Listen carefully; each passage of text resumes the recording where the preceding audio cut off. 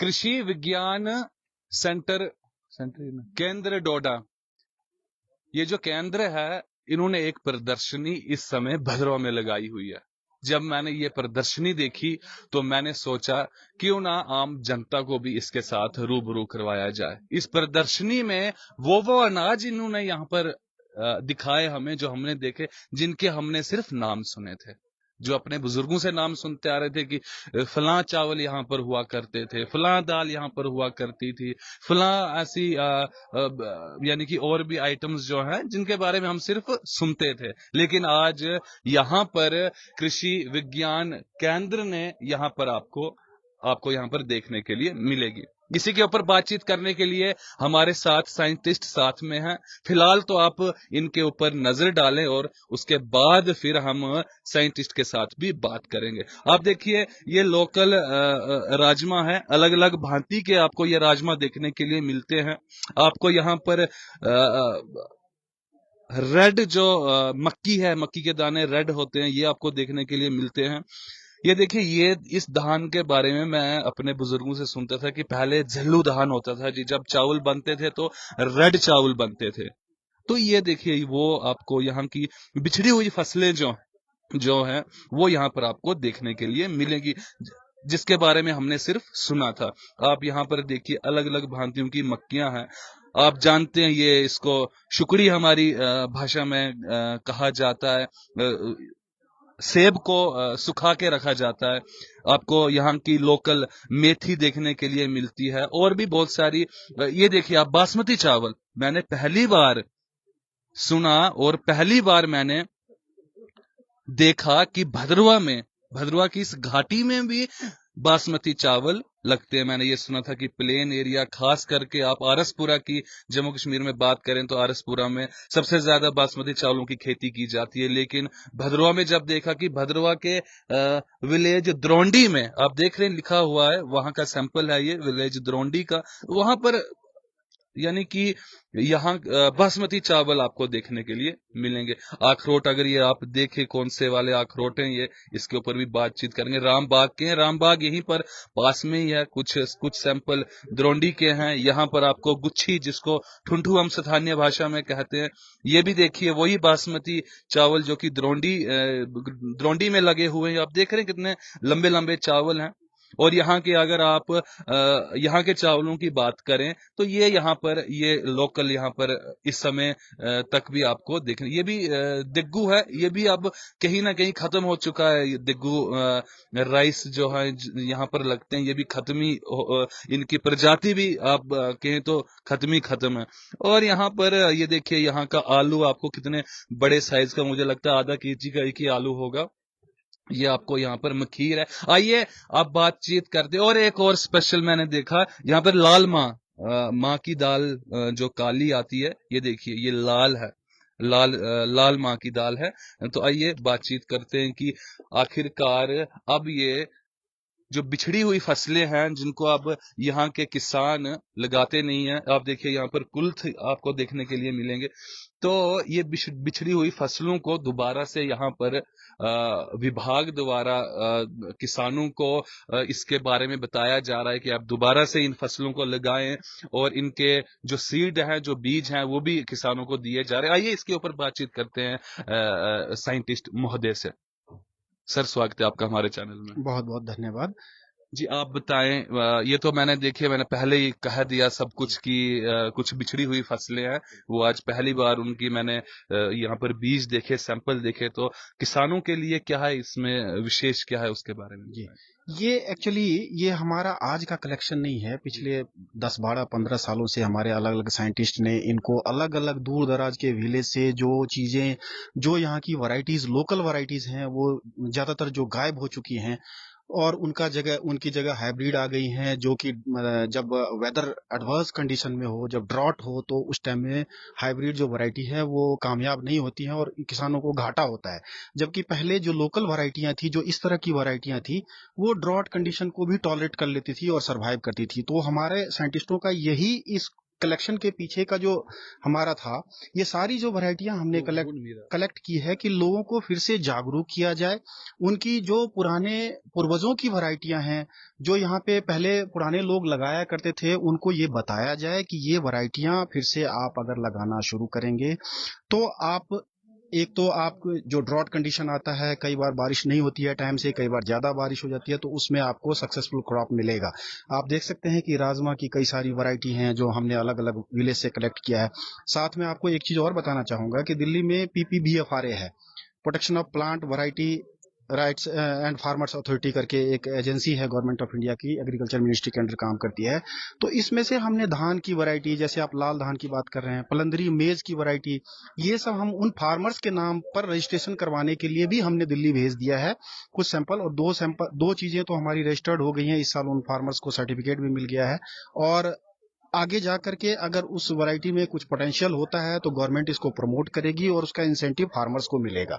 तो ये एक तरह का हमारा एक ये होता है कि हम फार्मर्स को किस तरह से आगे लाएं, प्रमोट करें, उनकी वैरायटी को, पुरानी वैरायटियों को हम फिर से लाएं जिसमें पोटेंशियल है, उसको हम लैब में ले जाएं, उसकी ब्रीडिंग करवाएं ताकि उसकी सीड की अवेलेबिलिटी हो और ज्यादा से ज्यादा फार्मर्स तक वो पहुंच पाए और ज्यादा से ज्यादा फार्मर्स उसको कल्टीवेट कर सकें। ये हमारा पर्पस होता है। मोध्य, ऐसा ऐसा कहा जाता है, ऐसा सुनने में आता है कि जो पुराने बीज थे, पुराने धान की बात करें, मक्की की बात करें, तो कहा जाता है कि अनाज कम पैदावारी होती थी अनाज की। जैसे जो देसी मक्की यहाँ पर लगाई जाती है तो वो छोटे साइज की मक्की बनती थी। तो इसको देखकर भी किसानों ने परिवर्तन कर लिया, जो बाहर से बीज आने लगे, उनका उनका इस्तेमाल होने लगा। आपने फिर से दोबारा से पुराने बीजों को लाया, तो ये ऐसे ही बीज इसमें बढ़ोतरी होगी अनाज में, या वो पुरानी ही वारदातें होंगी कि कम उसमें अनाज की पैदावारी हुई? जिस प्रकार से अभी आप देखते हैं कि जो बाजार से हमें बीज मिलता है मक्की का, वो काफी बड़ी मक्की रहती है। तो पुराना जो देसी बीज जिसको हम कहते हैं, उसमें वो कम साइज की मक्की और कम मक्कियां निकलती है। तो जो ये पुराना आपने इसमें कुछ आपने अपग्रेड किया है, कुछ ऐसा किया है कि अच्छे तरीके के साथ फसल जो है वो ज्यादा से ज्यादा निकले? जी बिल्कुल, आपने एकदम सही और वाजिब सवाल किया है और फार्मर से रिलेटेड है। एक्चुअली जब फार्मर्स क्या है, इनोसेंट हैं, उनको नहीं पता होता है, जो बीज उनके घर में रखा होता है वो लगा देते हैं। हमारे साइंटिस्ट इसमें से सिलेक्शन करते हैं, उसका ट्रायल करते हैं कि किसमें पोटेंशियल है। साथ में इसमें अगर कोई जेनेटिकली इंप्रूवमेंट की जरूरत होती है जिससे कि इस फार्मर्स को प्रोडक्शन वैरायटी वही रहे, थोड़ा सा इसके प्रोडक्शन को हम बढ़ा सकें ताकि उसका यील्ड ज्यादा मिले फार्मर्स को, तो उस पे भी काम चल रहा है, सिलेक्शन पे काम चल रहा है और इसके इंप्रूवमेंट की बात हम पे भी काम चल रहा है ताकि फार्मर्स को किसी तरह का नुकसान ना हो।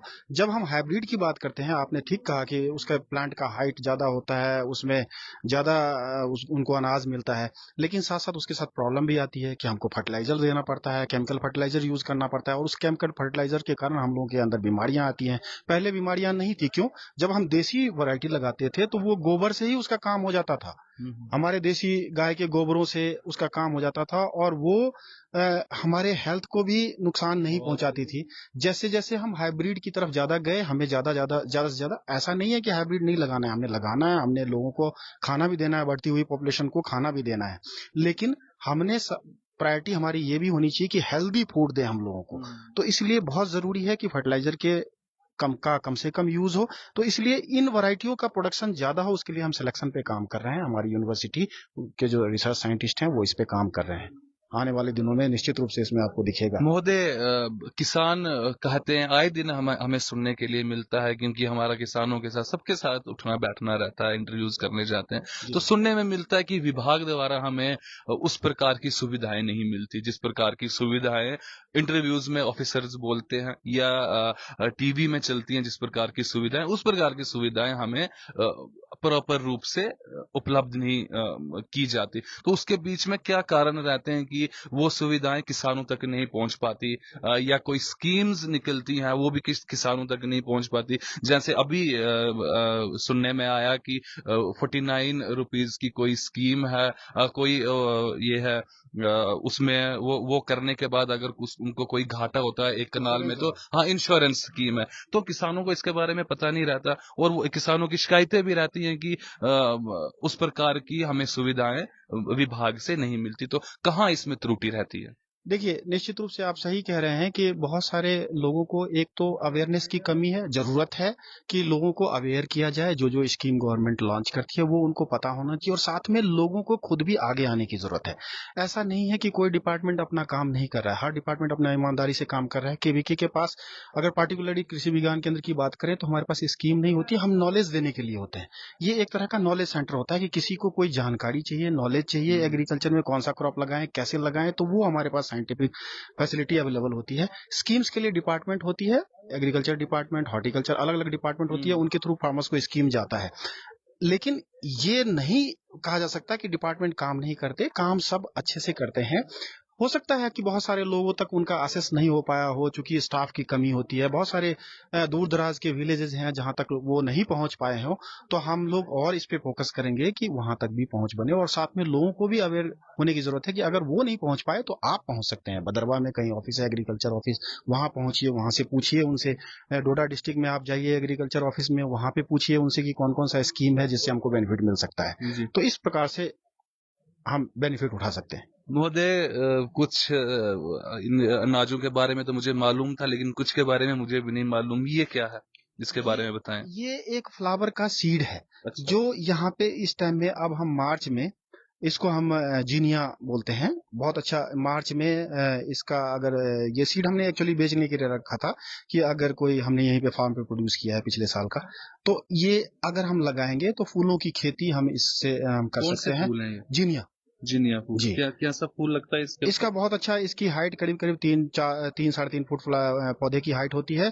और अगर आप गूगल में देखेंगे इस फ्लावर का, तो बहुत मतलब ऑर्नामेंटल वैल्यू है। जम्मू में इसकी बहुत अच्छी वैल्यू है, घर को डेकोरेट करने के लिए, शादियों में, इस मतलब एवरग्रीन है या सर्दियों के समय में लगता नहीं, है? सर्दियों के समय में नहीं, मार्च में आप पौधा, जब ये सीड लगाएंगे, हाँ, नर्सरी लगाएंगे, तो इसका फ्लावर जुलाई में आएगा। अच्छा अच्छा। जुलाई, अगस्त, सितंबर, अक्टूबर तक ये फ्लावर रहता है, मतलब चलता रहेगा। लॉन्ग लाइफ है इसका।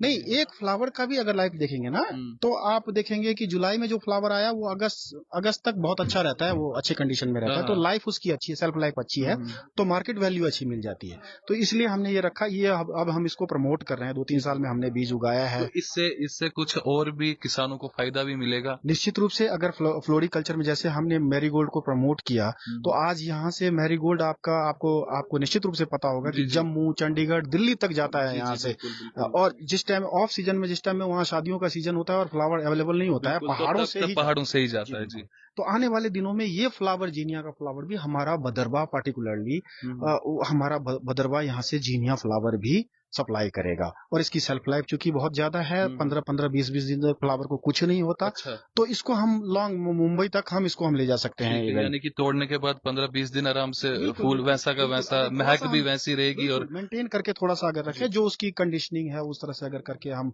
ले जाएं, ट्रांसपोर्टेशन में प्रॉपर्ली रखें। अब डैमेज करेंगे तो एक दिन में ही खराब हो जाएगा।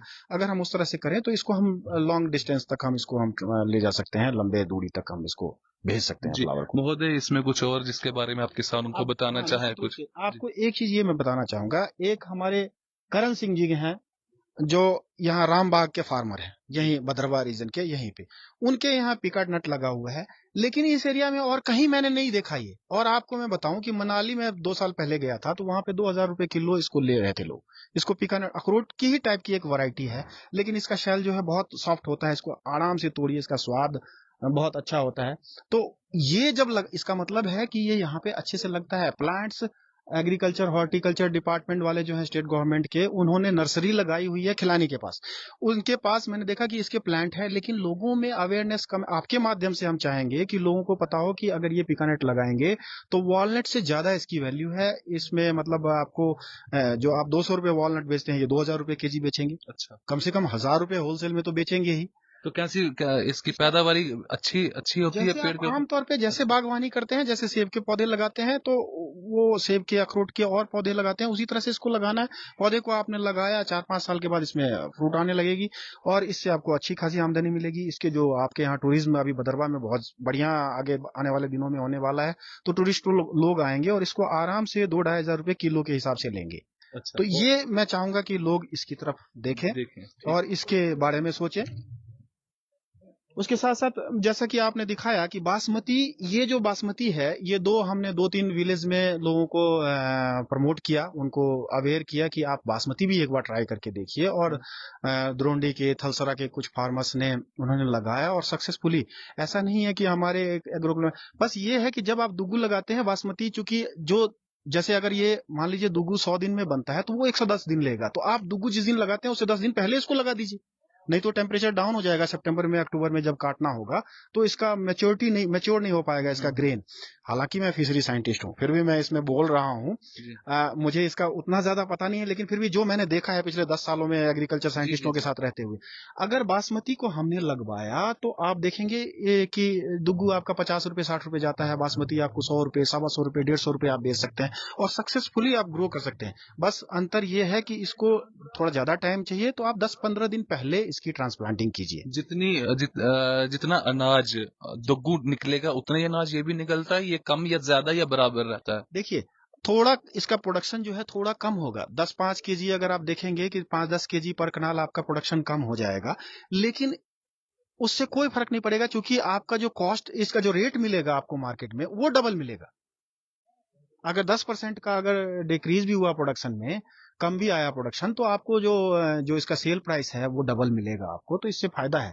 और साथ में बासमती को लोग प्रेफर करते हैं, आपके यहाँ गेस्ट आते हैं कोई भी। मोदे, एक बात बताएं मुझे, ये जो बासमती है, ये जो एरिया है द्रोंडी, ये भद्रवा घाटी की अगर बात करें तो यहाँ से थोड़ा निचले वाली तरफ का एरिया है, वो थोड़ा गर्म इलाका है। ऐसा अगर यहाँ के किसानों ने इसको इस्तेमाल किया, अगर आप अटकार की बात करें या आप बास्कदेरा की बात करें, रेंडा की बात करें, बहुत सारी आबी जमीन है यहाँ पर, तो ऐसा तो नहीं है कि यहाँ पर ठंड की वजह से या कुछ और वजहों से अगर किसान इस तरफ जाता है तो अगले साल नुकसान उठाना पड़े उसको? जी, मैंने एक ही चीज कहा कि देखिए, टेम्परेचर का फर्क पड़ता है कि अगर सितंबर में बर्फबारी हो जाती है, एकदम से ठंड हो जाता है, तो उस टाइम से पहले आपका कम से कम ग्रेन जो है फिलिंग हो जानी चाहिए, उसमें दाना बन जाना चाहिए, नहीं तो आप उसको हार्वेस्टिंग के टाइम में आपको कुछ नहीं मिलना है। तो ये चीज, उसको हम कंपनसेट करने के लिए 10-15 दिन पहले अगर हम नर्सरी तैयार करके, जिस टाइम में हम दुग्गू करते हैं उससे पहले 15 दिन पहले अगर हम इसकी ट्रांसप्लांटिंग करेंगे,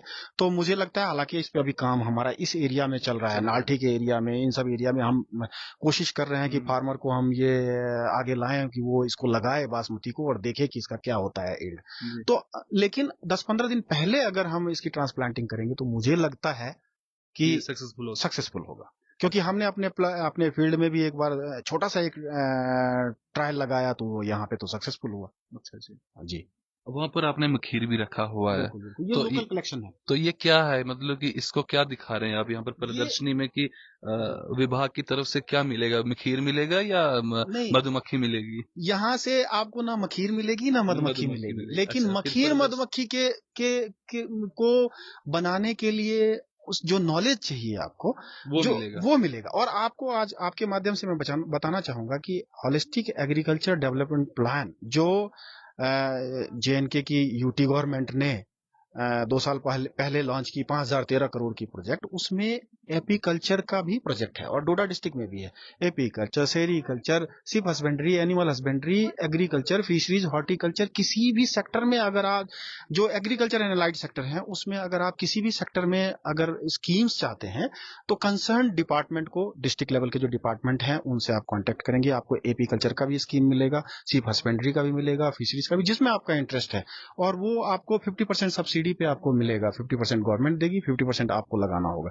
ये हम सिर्फ प्रमोट करने के लिए कि स्लोई, जो आपके यहाँ का सुलोई से जो हनी बनाते हैं, ये व्हाइट हनी, इसकी जो कॉस्टिंग है, इसकी जो मार्केट वैल्यू है, अगर वो प्रॉपर लेबलिंग करें, ब्रांडिंग करें फार्मर्स, तो चूंकि यहाँ एग्जीबिशन में देखने आए थे, तो हम उनको दिखाने के लिए कि ये आप ही लोगों के यहाँ का किसी एक का कलेक्शन है, वो 100 लोगों तक पहुंचे, ताकि हम उसका भी एफपीओ डेवलप कर सकें। जैसे आज राजमा पे एफपीओ काम कर रहा है, जैसे आप लेवेंडर पे, एरोमेटिक प्लांट्स पे एफपीओ काम कर रहा है, तो उसी तरह से और अलग अलग हनी भी के सेक्टर में, ये हनी एपीकल्चर में हम एक एफपीओ बना सकें, इसलिए हम ये प्रमोट करने के लिए हमने रखा हुआ है यहाँ पे। जी, बहुत बहुत धन्यवाद सर। कुछ और अगर आप कुछ स्पेशल जिससे किसानों को काफी फायदा हो, वैसा वाला कुछ अगर आप दिखाना चाहते हैं, कोई बीज, तो आप हमें दिखाएं।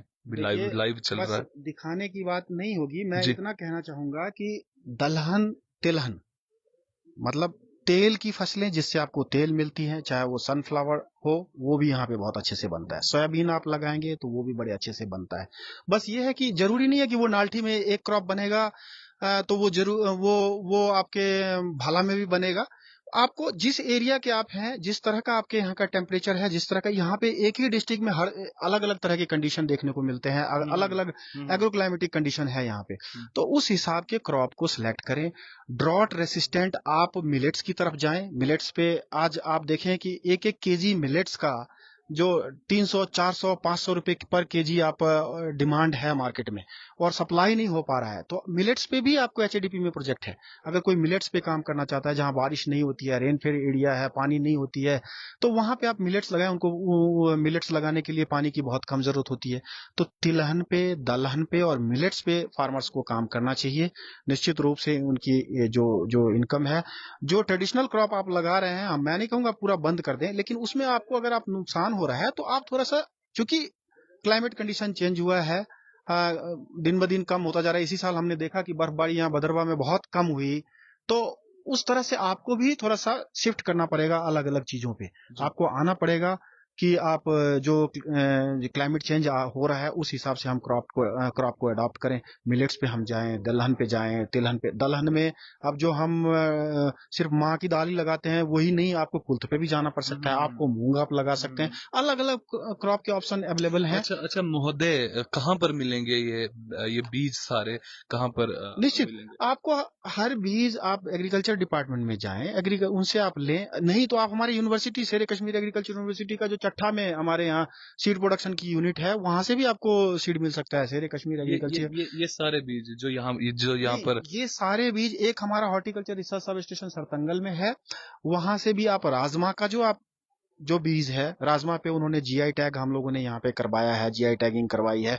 तो राजमा की अलग अलग वैरायटी जो कलेक्शन हमने किया है, जिसमें पोटेंशियल है, जिसका ईल्ड अच्छा है, उस वैरायटी का सीड आप वहाँ रिसर्च सरतंगल में जो हमारा हॉर्टिकल्चर सब स्टेशन है, उसमें आप अप्रोच करके वहां से भी आप सीड ले सकते हैं। और मतलब बाई बैक पॉलिसी के अंदर भी कि आप प्रोडक्ट, आपको सीड देंगे, आप प्रोड्यूस कीजिए और एक फिक्स रेट पे 200 रुपए केजी या 150 जो गवर्नमेंट का रेट होगा, उस रेट पे वो फार्मर से खरीद लेंगे, ताकि वही सीड प्रोड्यूस हो, फार्मर प्रोड्यूस करे और हम आगे ज्यादा से ज्यादा फार्मर्स को डिस्ट्रीब्यूट कर सकें। तो इस तरह से आपको सीड अवेलेबिलिटी है हर चीज की। बहुत बहुत धन्यवाद। दर्शकों, आज मुख्य उद्देश्य यही था कि आपको दिखाया जाए कि यहाँ पर कितने प्रकार की फसलें, कितने प्रकार के अनाज उगाए जाते थे, जो इस समय में बहुत कम हो चुके हैं। तो इस समय आप देख रहे हैं कि यहाँ पर प्रदर्शनी कृषि विज्ञान केंद्र डोडा की तरफ से लगाया गया, और आपको ये बीज हर जगह पर मिल सकते हैं। बने रहिए हमारे साथ, तब तक के लिए नमस्कार।